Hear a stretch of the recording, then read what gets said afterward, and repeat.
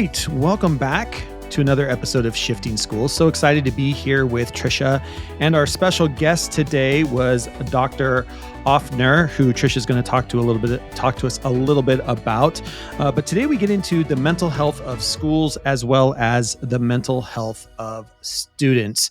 Trisha, how are you today? I'm doing well. Happy New Year, Jeff. I really like that we're kicking off the new year with this as our topic and thinking about, taking care of ourselves, taking care of our community, and getting some real guidance around what that means. Dr. Offner is going to talk to us a little bit about how important it is to listen, how important it is to be clear. And that really resonated with me. She kind of talks about just, if you were in crisis mode, Jeff, I shouldn't just assume what it is that you would need, but let's have a conversation and learn exactly what you would need in that scenario. It's a real pleasure to be talking with Dr. Deborah Offner, who is an adolescent psychologist who has 25 years of experience working in schools, colleges, and clinical practice. You're going to have links over there in the show notes. She's been in the Boston Globe, Shape, all over the place.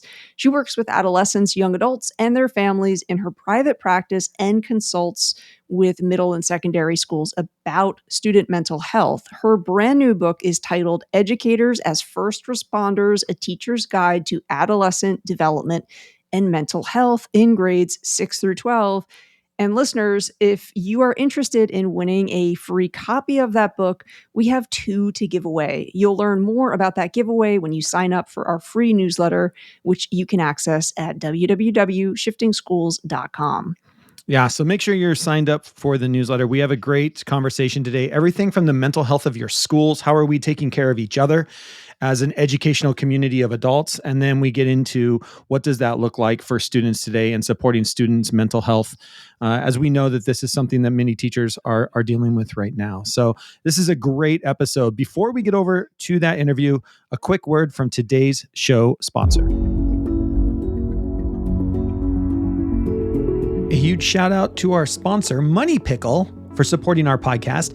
If you're new to the education profession, first of all, welcome. And now that you're here, have you thought about your financial future as you embark on this rewarding career? Money Pickle offers complimentary financial assistance where you can speak with experienced advisors to guide you through investing, saving, and planning for your future. Start your teaching journey with financial confidence. Thanks to Money Pickle, head to moneypickle.com/shiftingschools today to sign up for a complimentary, no obligation video call with a financial advisor that is picked right for you. That's moneypickle.com/shiftingschools. Get your finances in order and reach out to Money Pickle today. That again is moneypickle.com/shiftingschools. All right. And with that, here is Dr. Deborah Offner, PhD, talking about mental health in both our schools and with students. And with that, on with the show.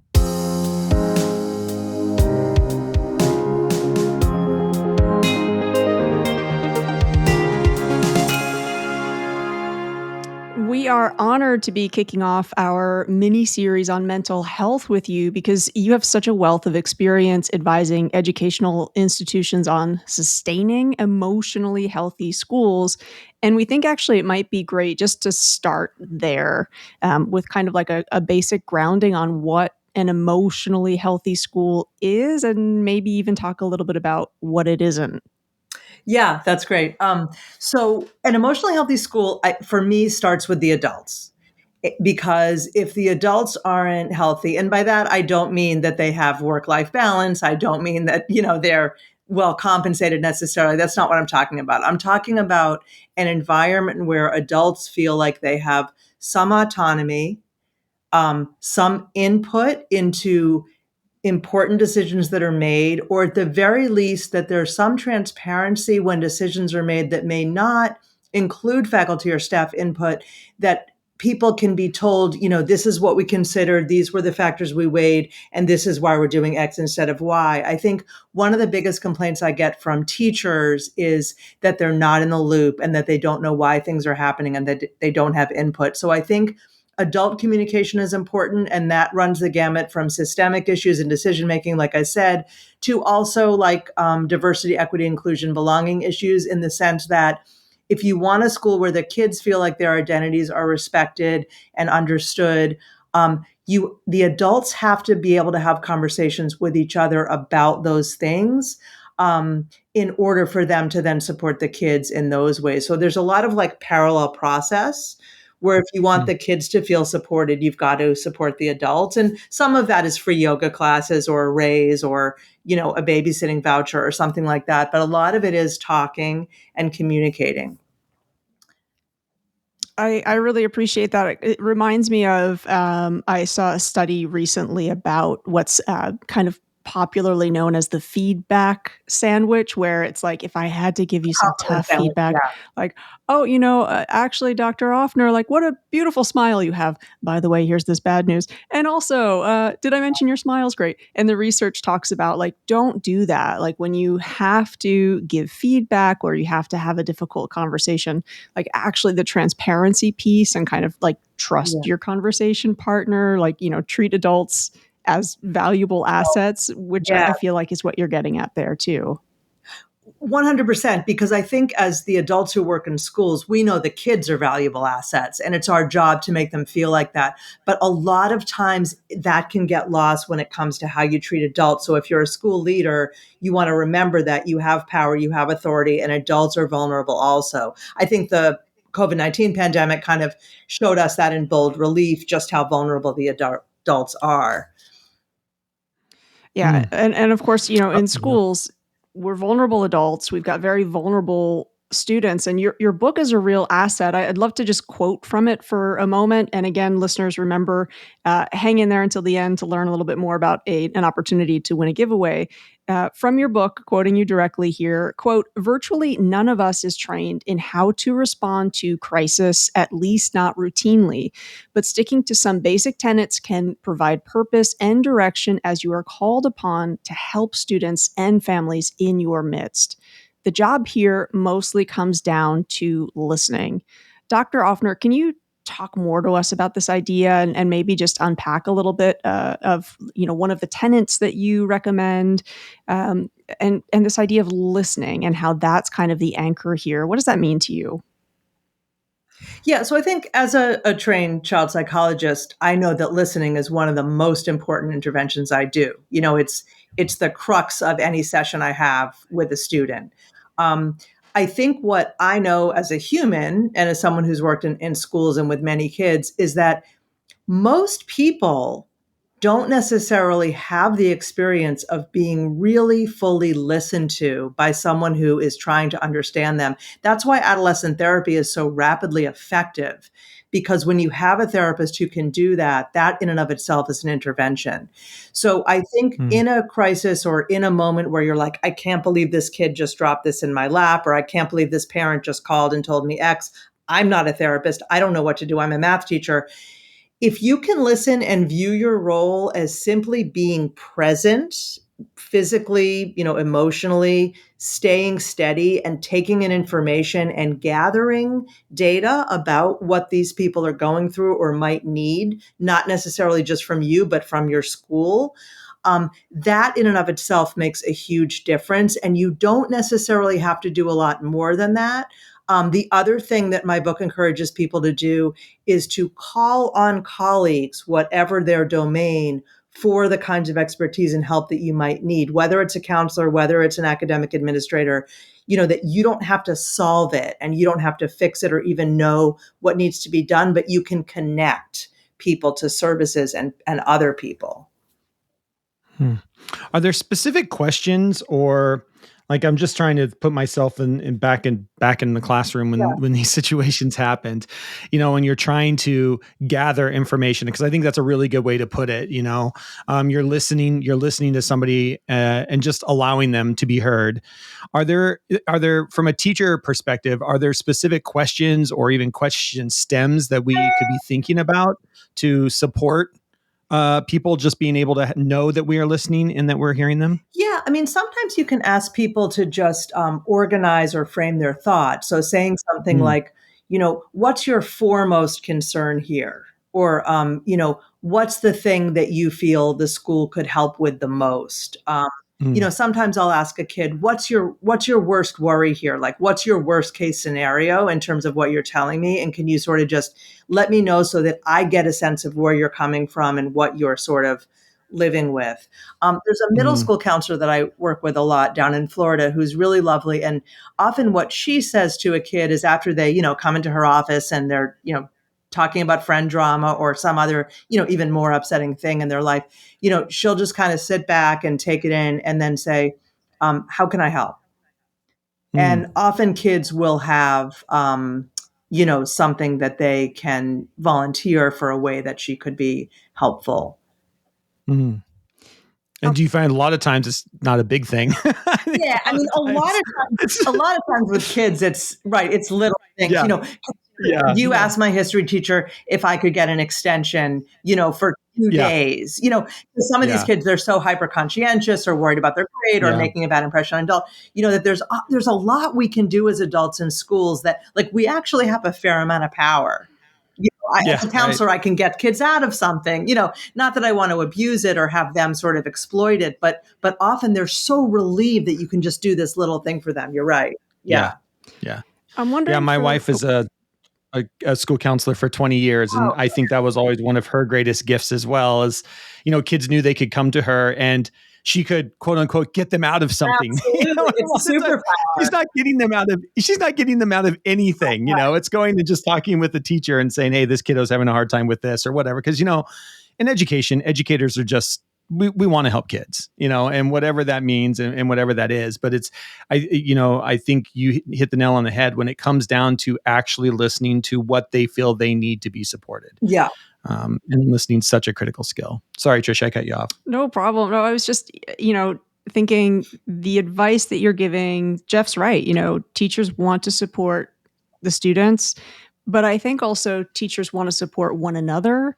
And I'm wondering Yeah. if you Mm. feel like there's a significant overlap between that advice you have for a teacher supporting a student in a crisis and the reality. My wife is a school leader. Fairly recently, one of her teachers had a spouse pass away and was really thinking about what is it going to mean for me to support my colleague, really in the really for the rest of the year. And I'm Yeah. wondering, it's this idea of a crisis. It's not limited just to the students, but it's our colleagues. It's a whole community, right? So, do you think it's sort of this advice really applies more broadly, or would you make any adjustments to what you're suggesting we can do for one another in a crisis?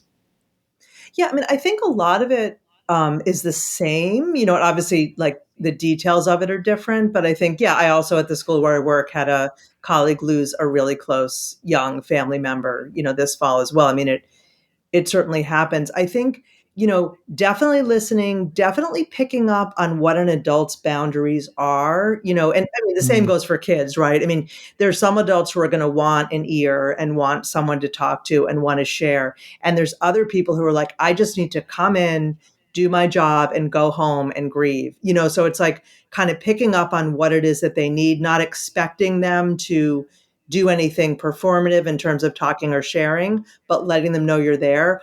Also, offering practical support, the getting them out of things.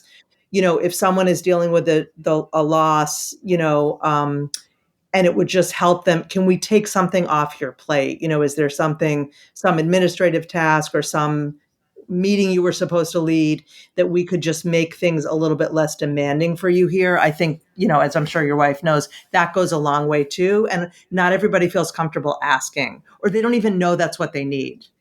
Yeah. Yeah, I Yeah. appreciate that. And Yeah. I I agree think with that that. that boundary advice thing, I like as I've gotten older, I feel like I've almost learned through failure about that. Like, check first, don't Trial and error. assume Yeah. what I need is what somebody else would need. So, for maybe a younger school leader who's listening and is thinking, I love what Dr. Offner just said about, like, yes, respect that person's boundaries. But if you don't know, what are some good ways to ask? Like, do you have a way of framing that conversation so I'm not operating on this assumption, even though this is what I would want, I'm not going to impose that on you. How do you do that investigation of finding out what the other person needs? Yeah, I think, again, to be super transparent, I mean, I could see a conversation where you say, I think if I were in your situation, I might want to, talk after work and go out for drinks for like 3 nights in a row and just, I don't know if that's what you want. If it is, I'm happy to join you.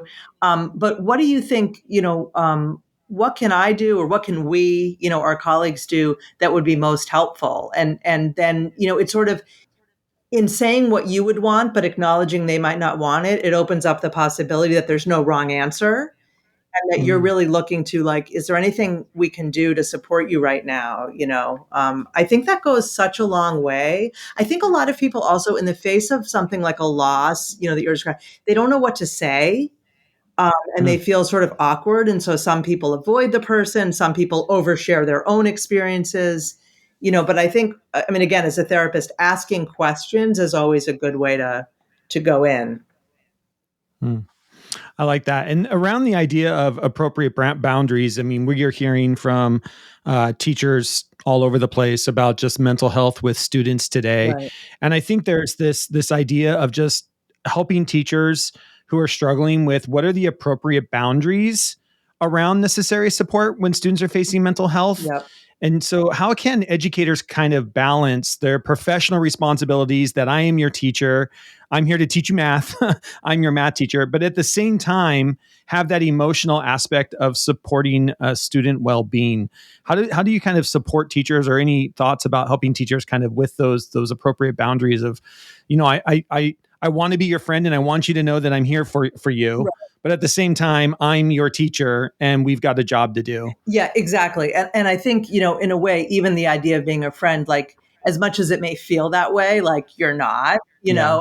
even Yeah. if kids think you are, want you to be, pretend you are, and that doesn't mean you can't be super close and connected and caring. And I think, all of us have different personal boundaries. So just like the example with grief where everyone deals with differently, some of us, well, I shouldn't put myself because I'm obviously a psychologist, but some teachers love being that emotional support person. And they Yeah. love, for example, my old school, the ceramics teacher was just this amazing woman. And, kids would come into her studio and they'd be throwing pots and who knows what they would bring up, but she would often Right. come running down the hall of my office and say, this kid just brought this up while they were throwing a wheel. What do I do? Um, Yeah. so some people love being in that role and other people, like, they don't want to know, like, you have a mental health Yeah. issue, like, here's the counselor's, office Yeah. location, like, goodbye.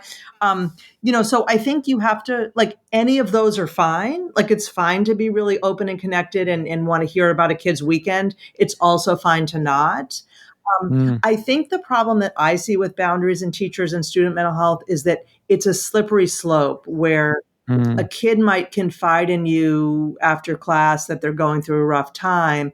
And then the next thing you know, you're getting an email at midnight that they're feeling like suicidal, So, Right. so I always encourage, again, as a psychologist, teachers to refer whenever you can. It's not that if a kid starts crying about a quiz grade, you have to send them to the counselor. But if you Yeah. sense that there are mental health issues or you start to learn that there are, to try to, do you have you ever been to a therapist? Oh, you already have a therapist. Oh, okay. Mm, How, how's that going? Do your parents know, to kind of bring other adults in, even to the, in the conversation with a student so that you're not the only one. yeah. Yeah. And I would say we're very fortunate here in the state of Washington that we now have school counselors in every school, Right. Yeah. to support that. And I wish that was the way all everywhere in the world, and especially here in the US. And I know it's not, but, Right. that ability to be able to lean on somebody, or know that you have somebody backing you up as a teacher Yeah. that is a trained professional, school counselor, psychologist, somebody else that you can lean on to support these kiddos. I think it's critical as well. So, and besides that, who would be your next part if you don't have a school counselor, if you don't have a psychologist that's there every day because they're only there one every 5 days or Totally. whatever Totally. school's set up? Is it an administrator? Like, Yeah. So I what's your think, recommendation? every school is so different, but there's Yeah, often an administrator that is a student support person. right. Either by training or by personality, like sometimes in a school, there's just someone that's like a good, wise go-to. Maybe they've been there for 30 years and they've seen everything. So always you want to be conferring with someone else if you have a real concern about a student. The other thing I say too is, don't forget, especially those of us that are working at the high school level, that students have parents. I think it's really easy especially because kids often forget that they have a parent, or that's not who they're that's not who Right. their go-to. Although a lot of kids it is. Um, Yeah. but to remember that there is another adult, in most cases, someone who is responsible for that kid's well-being and may love them deeply and actually have a lot to offer. And so to just kind of gently inquire to find out what that relationship is like, and if the parent is a resource. Yeah, love that. I appreciate you bringing that up. It reminds me of, I'm seeing more great school leaders do some surveying to get a sense of, do you have a trusted adult in your personal life? Do you Yeah. have at least one Yeah. teacher here at school you feel you could speak to make sure, they kind of have that profile? I think that's Yes. really great, especially, if there is a crisis situation. For school leaders who are thinking, maybe we need to ask some better questions at the beginning of the year or to check in so we Mhm. have a sense of what the support network is. Um, as an adolescent psychologist, is there any other sort of question asking or curiosity or data that you think school leaders should be going after to get a sense that's going to help them better support student well-being? Yeah, I mean, I think there's things you can learn. I mean, like you said, whether they have a trusted adult, who would you go to if, you were in a crisis? I would want to know, and maybe you said this, do you have a parent or caregiver that you can rely on if something were to happen? I would also want to know, as a school leader, how many of my kids and families are engaged with mental health professionals outside of school. That's just an important data point in terms of how much are kids accessing therapy? Because in some communities, it's incredibly common. And it would be good to know if half the kids in ninth grade have their own therapist, or if nobody does, and if they do or don't, why is that? Are people in a situation where they can't afford it or nobody has time available? That would be important to know. It might affect your ideas about potential staffing or, accessing additional resources. Or again, if a lot of kids are connected, that could become a go-to as well for kids with issues, that, a lot of these families can get their own support outside of school. Maybe we can sort of help people to do that. Yeah, and I'm wondering too, like your I love thoughts. that. Jeff does so much work around some generational differences. And so I think this is another area, like for my parents, and I know my dad wouldn't mind me sharing this anecdote, like Yeah. retiring, getting older is difficult for years. Like I'm of a generation that very much kind of thinks like therapy is very useful. There's not as much of a stigma. For my parents' generation, there was a lot of discomfort around that. So it took, I would almost say, like years of a campaign. And now, I think he's sort of realizing, yes, it's just like when I have to go get physical therapy, right? It's the mind body connection, all of that. So I'm sort of wondering for your thoughts in terms of, do you get the sense that that stigma is being broken down, or are you still having to do that kind of conversation piece with parents, caregivers, teachers? Yeah, that's a great question. It depends who the people are. So I'd say, like, overall, I mean, Generation Z is very, therapy savvy. They've got TikToks about it. They're seeing therapists on TikTok. The kids, I mean, so yeah, today's kids are very open to therapy. Every kid I know is, and I don't only know kids through my practice, I know kids through schools. Parents are a mixed bag. And part of it is culture and background. Yeah. So I would say that there's plenty of cultures in the world, then some of those families are here in the US for 3 years or 20 years, depending on when they came, where it's really not the sort of typical thing that we see with the American culture about therapy. So, with some Asian or Asian American families, though by no means all, there's still a lot of stigma, even not in the kids, but in the parents who are in their 30s or 40s. Some African cultures, the parents, it's mental health just isn't, it's almost like not conceptually relevant. Like it's not, and so, kids will say to me who are in high school or college, yeah, my parents, like, mental health isn't a thing in my parents' culture. So Yeah. I think it really does depend on almost more the cultural background than the age, but on the whole, Today's kids are all about therapy, and they don't even blink an eye a lot of times. They don't seem to feel stigma about it. Yeah. And I would probably second that, just with my wife being, again, a school counselor for 20 years and working internationally for 10 of those, Yeah. with all these different cultures. A lot of times it was spending time with the parents to understand what does a school counselor do, because of as soon as they heard that their child was talking to a school counselor, it was like, you're not allowed to talk to my child. And it even was just breaking down okay, I'm just talking to your child. They're not in therapy. We're just having conversations about grades or where they're feeling stressed. And a lot of it was, I agree with you. I think there's probably more cultural stigma than there is generational stigma. And there still is generational stigma for sure, Trisha. I mean, my dad would have been exactly the same way. There's just no way you would have ever got him to go see a mental health person, right? Right. But I do find it that I agree with you. I think that it's probably more culturally, like being culturally aware that it's not every culture sees it the same way. Yeah. But I think what we are doing, I mean, you can say whatever you want about social media, but I do think this is one place where social media has supported a generation when they are seeing, and kids are openly, and you mentioned TikTok, openly on TikTok saying, I'm getting help. Yes. And when you see other kids your own age saying publicly, I'm getting help, it's okay for you to get help too. We are breaking down those stigmas for a generation. So I find that really interesting as well. Right. That's a beautiful thing. I agree. Yeah, it's a beautiful thing. Yeah. Some beautiful things of social media. It's not all bad out there. Well, that's maybe the way these kids share. That's maybe a nice segue to, of course, link to your new book in the show notes, but you've been in the Boston Globe, Shape, Care, sort of all over the place. For listeners who are maybe checking out some of your work and thinking, Dr. Offner's got like some great stuff. We'd love to have her work with our district or school. What's the best way for folks to reach out to you to maybe explore options to learn further, or to do a book club perhaps with you in 2024?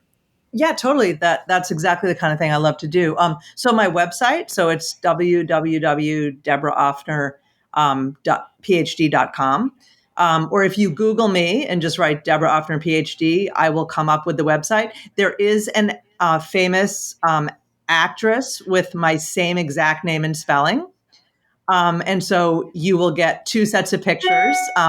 And I'll just say that hers are, far more dazzling than mine. But you'll find me easily, but you'll also see that she has a whole bunch of movies that she's been in. Yeah. So you're not the movie one. I'm not the movie one. I am not.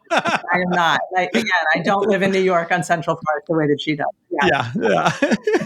Well, that's a fun doppelganger to have for sure. Well, thank you so much for sharing your advice. Really enjoyed your book. And again, like continuing to think, what is an emotionally healthy school? I think that's a great question for us to kick off the new year with.